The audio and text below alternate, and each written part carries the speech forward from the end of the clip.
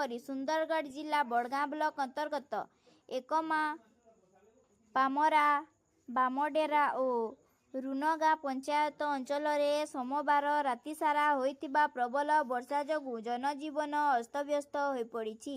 ସବୁଠାରୁ ଅଧିକ ପ୍ରଭାବ ଏକମା ପଞ୍ଚାୟତର ପଦମପୁର ଗ୍ରାମରେ ପଡ଼ିଛି।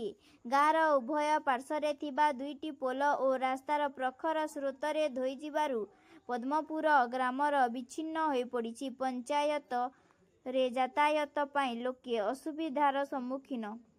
ପଦ୍ମପୁରକୁ ବଡ଼ଗାଁ ଏକମା ମୁଖ୍ୟ ରାସ୍ତା ସହ ସଂଯୋଗ କରୁଥିବା ପୋଲଟି କ୍ଷତିଗ୍ରସ୍ତ ହୋଇଥିବା ବେଳେ ଫଳରେ ଗ୍ରାମବାସୀଙ୍କ ଯାତାୟାତ ସମ୍ପୂର୍ଣ୍ଣ ବନ୍ଦ ହୋଇଯାଇଛି ଏବଂ ସେମାନେ ନାହିଁ ନଥିବା ଅସୁବିଧାର ସମ୍ମୁଖୀନ ହେଉଛନ୍ତି।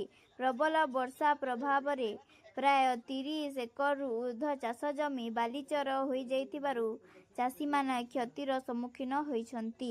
ଘଟଣା ସମ୍ପର୍କରେ ସୂଚନା ପାଇ ଓଡ଼ିଶା ବିଧାନସଭାର ଉପବାଚସ୍ପତି ଭବାନୀ ଶଙ୍କର ଭୋଇ ଘଟଣାସ୍ଥଳରେ ପହଞ୍ଚି କ୍ଷତିଗ୍ରସ୍ତ ଅଞ୍ଚଳ ପରିଦର୍ଶନ କରିବା ସହ ସ୍ଥାନୀୟ ଗ୍ରାମବାସୀଙ୍କ ସହ ଆଲୋଚନା କରିଥିଲେ।